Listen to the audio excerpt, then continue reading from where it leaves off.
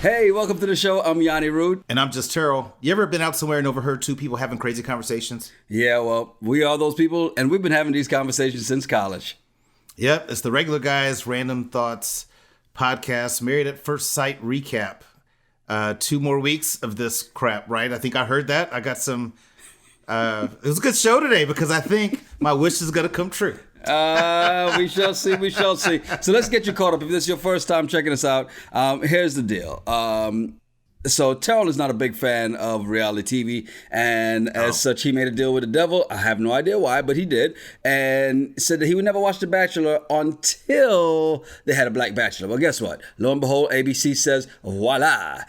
Let me introduce you to Matt James. And so he was stuck watching the show. Being the great friend that I am, you know what I did? I watched that stupid ass show with him. But in return, he had to watch one of my shows because I like reality TV. So here we are, season 13, Married at First Sight, and perfect for Terryl, who is in Texas. He's a Texas guy, and this one's in Houston, right down the street, a place you have lived, a place I try to avoid for many reasons.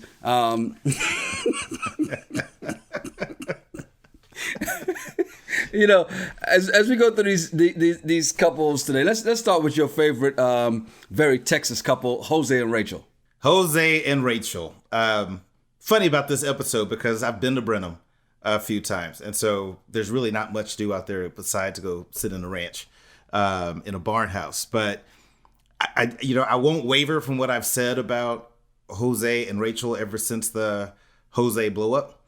I think that he's somebody that's a time bomb. They look great. I mean, everything about this is going well for them. And it seems like they're clicking, but there's just something in his eye that I'm just like, this dude's going to snap and do it again. And Rachel could only have herself to blame at that point, so you chose to stay.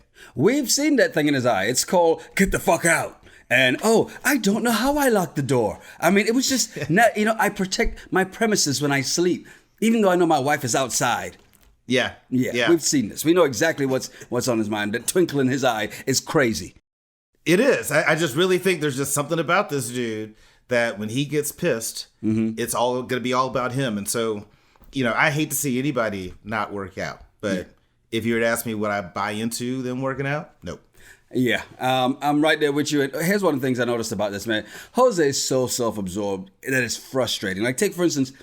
They're driving to, this secluded area ranch thing in Texas, and she's having a conversation with him, and he is totally ignoring her, and then brings up what she said later. So he heard her, and she even said it. Oh, so you heard me? Which, that's how self-absorbed this guy is. Until I'm ready to talk about it, it doesn't exist.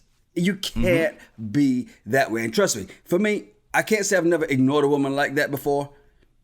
But when I did, it's because I just wasn't interested. And it was like, I really don't care what you have to say. So.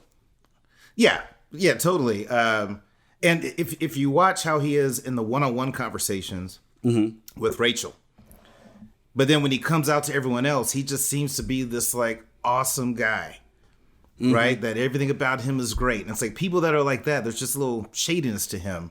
But you're right. He is very self-absorbed. It's all about him.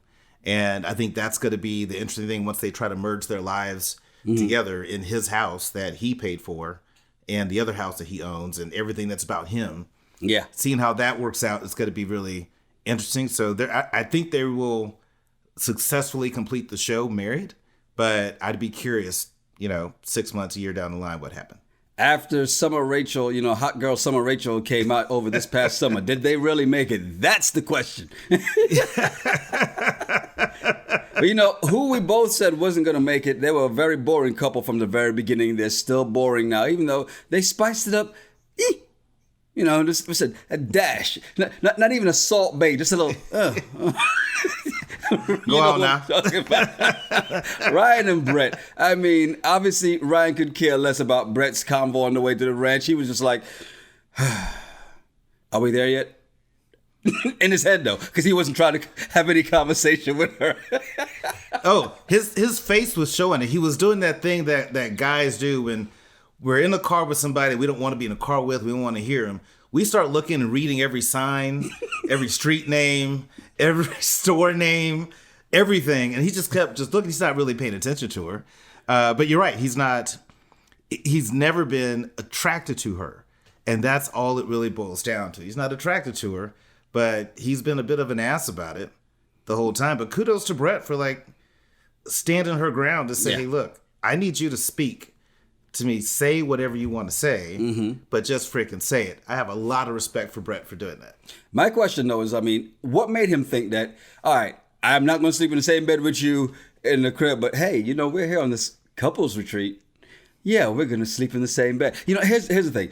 If you ignore somebody and give them certain energy, because you know when you're doing that, right? And you almost want them to pick up on that energy. So just because he goes, yeah, well, I'm going to try now. Well, at what point do you think that she's going to just be still trying? No, she's just like, fuck it, I'm done. So now he's like, well, I'm going to do her a favor. I'm going to sleep in the same bed as her. And she's like, get the fuck out. And I loved it. Kudos. Yeah, kudos, Brett. Ryan's just like, well, he treated it like it was her birthday. You know, it's like sex. You've been with someone for, many years, and it's like, well, it's your birthday. Guess we'll I'm gonna tell you that you keep that birthday treat to yourself. You understand? And don't bring that shit around. Oh, it's your birthday. Here, we can do this. No. Keep that shit. Yeah. If you're not gonna do it when it's just because, then don't bring it. Yeah. Well, but I also think maybe that Ryan is used to having these women just kind of fall over him all the time. He's just used to that. And so he doesn't have all this interest in Brett, but as soon as Brett rejects him, he's like, wait a minute. Yep. Do you know who I am? Well, Did you see my truck? It's also... Have you seen the size of my truck? Have you seen my truck? Did you see that deer head in my room? She's like, yes, but I've also seen you when you get out of the shower. It wasn't that cold. The date, the skeet shooting, this is another way that Brett is Ryan is very pompous. If you notice, he likes doing the shit that he's really good at, that makes him look good. So he's from the country. He's shotguns and all that. So he's doing something that mainly only he liked. Bao did it, but you know that Brett doesn't want to go shoot guns. Hold up, you're in the country. What do you mean the things he does? Because they're in the friggin' country. You said there's nothing to do out there. Yeah, go try something new. I think that's what you do when your relationship's in a good place. Okay. Right. If your relationship is not in a good place, you don't say, hey, come do the shit that I like doing, and hopefully that's going to turn you on. We're going to sleep in the same bed. Who knows? Gunshots have done some amazing things to people sometimes. Gil and Myrla, I know you're thinking right now, oh, this could be looking in your favor, but I'm sorry to tell you, he even brought the dog along. That tells you how far Myrla has come, okay? Myrla is a dog lover right now. If that dog decides to walk away, even though the dog was like, yo, hey, you need to calm down, enjoy the space. It's nice inside. But I gotta ask, am I the only person that literally laughed out loud when they opened the door and she tripped before she walked in? She's like, don't show that. I saw that. I'm like, hey, we all trip. We fall down, but we get... So my prayer warriors really did a good job this week because... Oh, minus Myrla, 10 of you. Myrla straight up Myrla'd this week. After they do the horseback riding and like Gil sit down, she's like, that's all right. I wish you could felt like she complains about everything. There's nothing that she has ever done on this show where she was just like, wow, that was awesome. Without adding some extra. And Gil is seeing it. He has to decide, is this what I want to be with the rest of my life? Because he will never make her 100% happy. There's nothing that'll make her 100% happy. And Gil appreciates the little things. Gil's that kind of guy with a group of friends, couples group. Let's go rent a barn in Brenham. Let's just hang out. That's not Myrla's jam. And so I don't see them working. And Gil's got to realize that you've been putting up with all this and no sex. And what does he really think if they decide to stay married, that they're sleeping together that night? No. Look, here's the thing. And this is why I say they can work, right? I've always said this. Before I got married, I said this a long time ago. And it doesn't make me a genius. It doesn't even make me right. But I said, marriage is all about, can you deal with the thing you don't like about that person for the rest of your life, right? He already knows what he doesn't like about her. And he understands how to joke about it, have fun with it, and whatnot. The question is, at what point is he going to be fed up with it? And does he realize it before decision day that he's going to be fed up with it? However, he has yet to get to the end of the rainbow. I think Gil's going to stick it out. He's like, I put in all this goddamn work. We're going to have some gold at the end of this rainbow. I mean, now, it may turn out to be bronze, but I'm just saying. That's fool's gold. He gonna have some Ursha bucks. Yeah. No, I pray that Gil is smart enough not to even think that way, because you can tolerate what you need to tolerate for the duration of the show, which is what he's doing. Mm-hmm. He is not going to tolerate that mindset forever because he keeps talking about it every time she does it. Mm-hmm. That's the thing. Now, again, if you know how guys are, if everything else about her was great and the sex with her was amazing, and then you have all this never satisfied stuff, you can put up with it. But no, it's not going to work. Thank you, prayer warriors, this week. You did your job. You did the damn thing. I appreciate it. I think Myrla showed her ass this week, and Gil needed it, and I really appreciated it. You have no idea how good her sex is. She may blow his mind. She could, but then she's going to complain about it afterwards. She's going to have something to say about it. I had a drop of sweat. Yeah, you sweated on me. Why'd you mess my hair up? Da-da-da. Like, something's going to be an issue, and you're going to be like, are you serious? There's an eyelash out of place. Yeah. All on my stomach. What are you doing?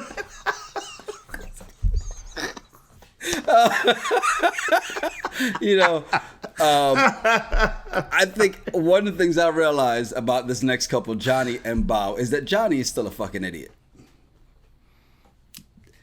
That's it. Yeah, I have nothing else to contribute to that. I mean, other than that, he's an idiot. And to be quite honest, when they were like, oh, where should we sleep? And he's worried about the sleeping arrangements. I like what they end up doing. But the minute he said that, I was like, the floor, the living room, or outside. How about that? Yeah, well, I think what this episode has said is that Johnny's done, mm-hmm. and Bao's done. Mm-hmm. Yeah, she's done with it. Like, you could just tell that she's done. And I think at the end when she was saying, I think we're finally on the same page. Yeah. Like, that was some stuff, that was some, like, women Jedi stuff like, I think you're right. I agree with you. So I think that they both have now decided it's not going to work out. Mm-hmm. Johnny is being a drama queen. I loved how they... Oh, perfect. That was hilarious. I was like, yeah, get him. That was funny. And then when they said who would be in rehab, everybody's like, Johnny. You know what else I loved about this episode too? It was when they were all sitting together and they're like, how are things going? And Johnny's like, well, and Gil's like, no, actually, we don't. Like, that's the Gil that you didn't like when he did it for, dealing with Myrla and telling all their business. But the fact that he was the one person that called him out, like, no, we don't. Yeah. So basically saying, speak up, man up. Gil's like, spill the tea, Johnny. What's going on? See, you're going back to gossip Gil. I'm just going on. Gil was like, man up, grab your sack and say what's on your mind. It's the one thing I appreciate about this episode. We didn't have any of the crazy Johnny side eye in this episode where he has the cheekbones flaring up. Yeah, because he's so angry.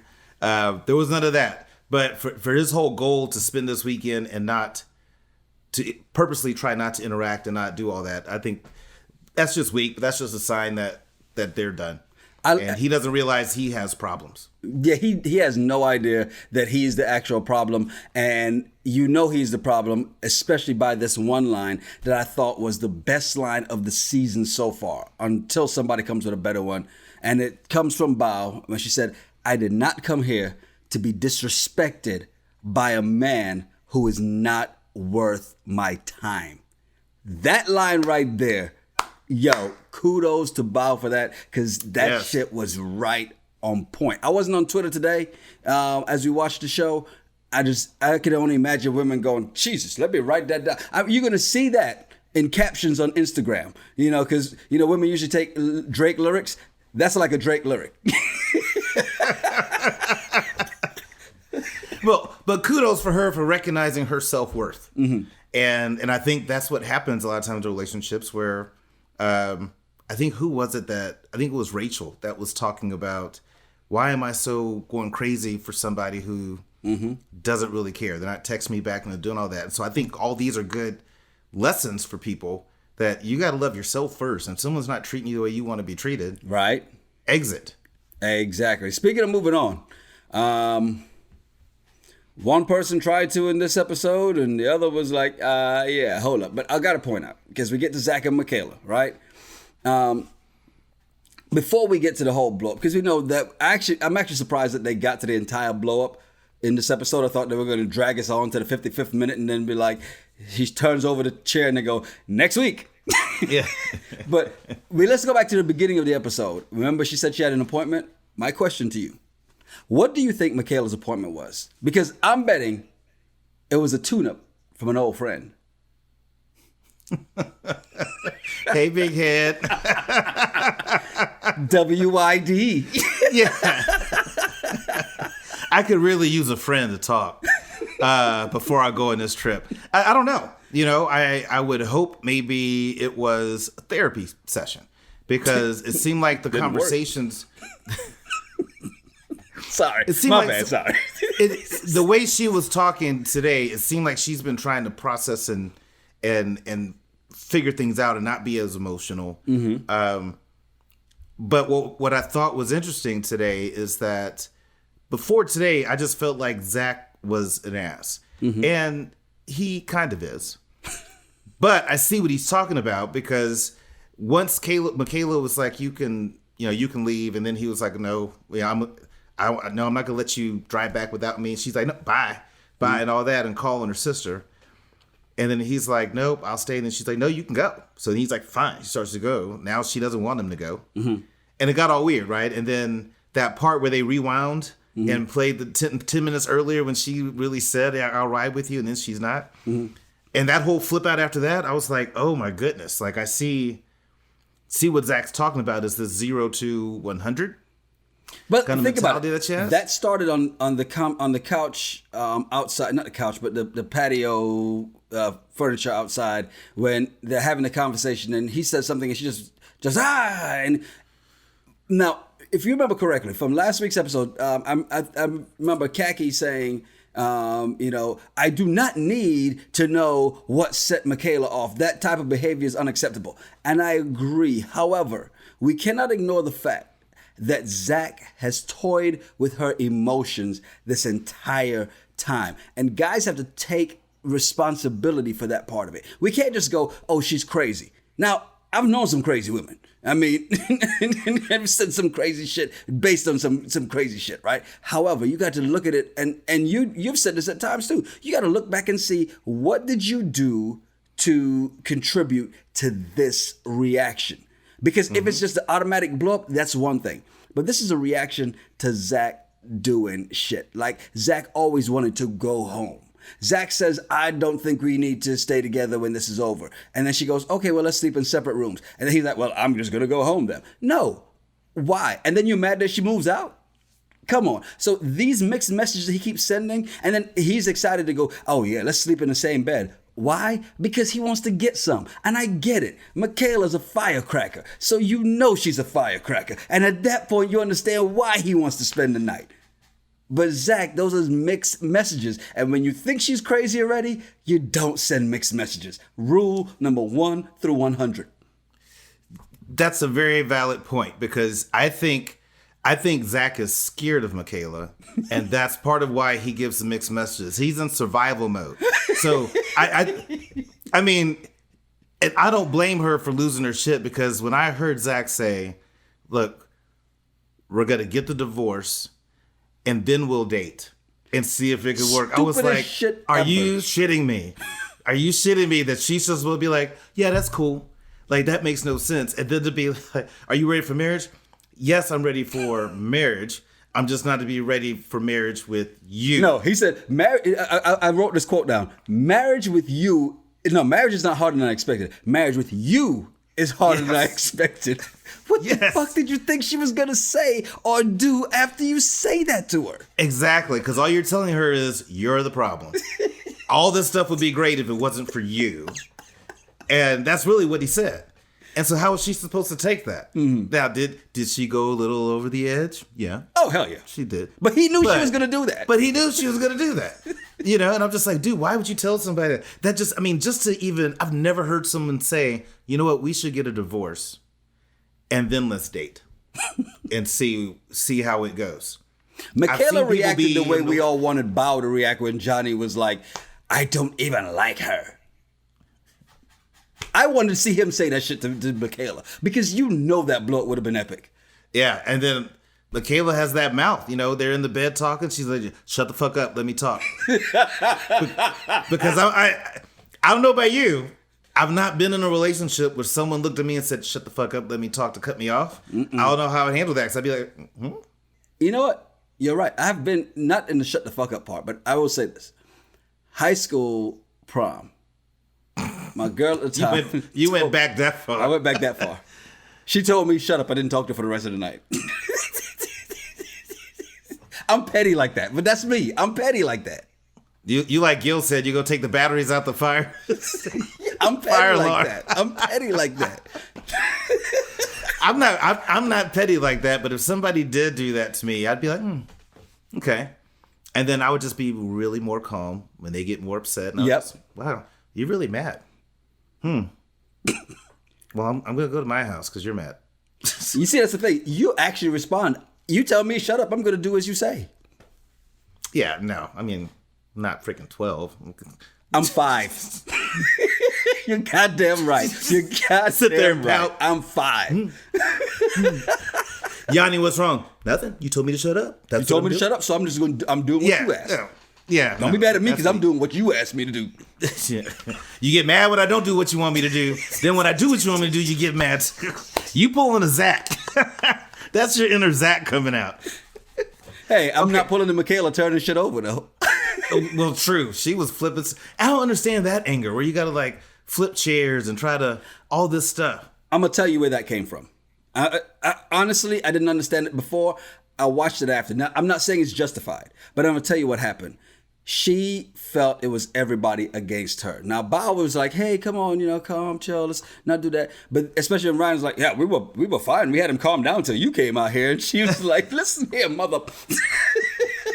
He was a goddamn motherfucking lie. And she was done. And so when she went through, I think, and seeing that interaction and realize everybody just nobody was on her side, and that's the way she felt. Now, granted, she did overreact. So she really just needed to take a chill pill. But instead, she goes and turns everything. Hurricane Michaela is a category 5 and rips the house apart, throws a wine glass, which they didn't show, breaking that and all this other stuff.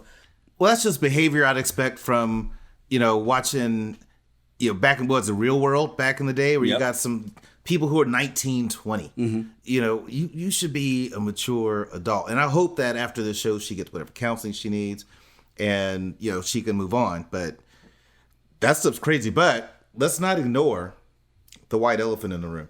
Mm. Or should I say, the white elephant that was peeking through the door, staring at Zack's ass before he walked down. She's just standing there just like, Michaela, I mean, I don't know why you're so upset. Look at that. I sure would.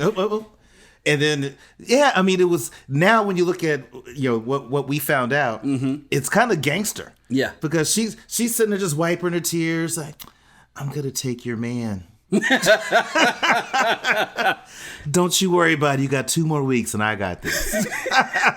Well, what Zack wants is what Bao is going to give, which is that understanding and that whole part of, girl, you just gotta, well, at least he's still here trying. So that part of it is what Zack wants, right? And that's why you can see Zack and Bao actually making it in some form of it, right? So, and I think it almost goes back to what people were saying in the beginning on Twitter when they're like, oh, Zack doesn't date black women. I'm like, how you get that just from he didn't want to deal with this woman who just keeps flipping out all the time, right?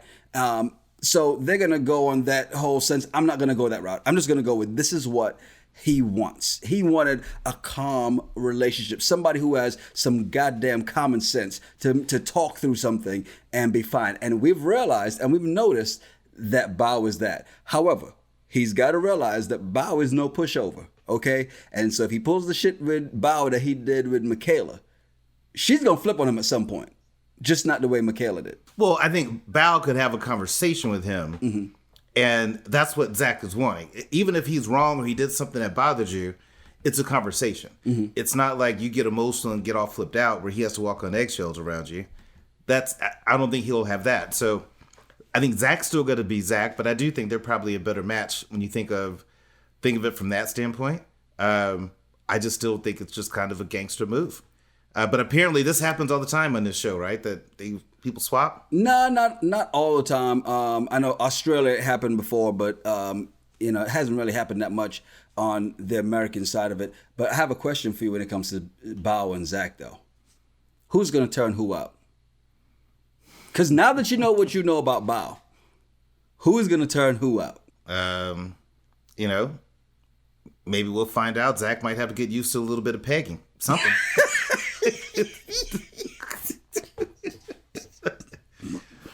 Well, it's funny because here we are. Just a week or two ago, we were saying that Michaela is going to be, she's grown and she's going to be great for the next person she dates because it won't be Zack. And we said that knowing that we hadn't seen that Category 5 yet, but knew it was coming. And we said that. And it almost feels like after watching that, we're both going, yeah, she still got some more work to do. Yeah, I wonder how do you go back to the group? Like, hey guys, so last week at the ranch, my bad. You come in like Tom Hanks.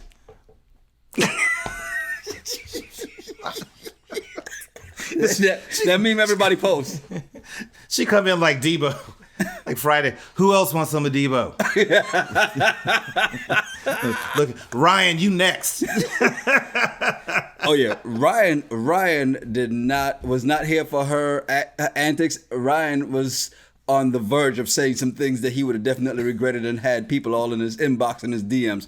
So there's less than 2 weeks left till decision day, which means we've got probably one more week and then decision day. So it sounds like at least 2 more weeks before we get to decision day to find out who's left. And then, of course, the reunion. So we probably got about 3 more weeks of this.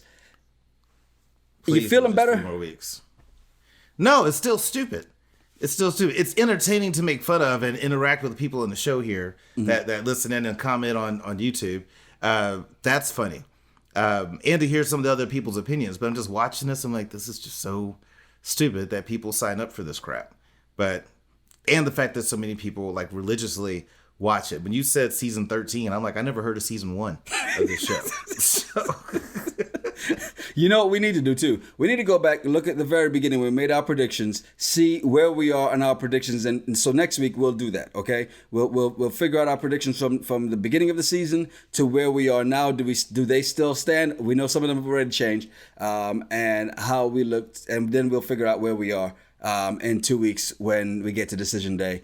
Hey. Remember, we drop regular episodes of our podcast, Regular Guys Random Thoughts podcast, Mondays, the audio episodes on Mondays. Tuesdays, we drop the video on YouTube. And on Wednesdays, at least 2 to 3 more weeks, we'll be doing these Married at First Sight Season 13 recaps. And when Gil and Myrla decide to stay together, then we'll see you next season for Season 14, San Diego. It's not going to happen. Your prayer warriors are not strong enough. God don't want it. God said... He told me. Let's run that back one more time. I got an email. He told me he doesn't. On that note, I'm Yonni Rude. And I'm Just Terryl. Hey, make sure you follow us at Yonni Rude, at Just Terryl, and at RGRT Pod. Yeah, send us some of your random thoughts, some of your bullshit, or comment on the episode. Tell us what you think. It's a Regular Guys Random Thoughts podcast. Cheers.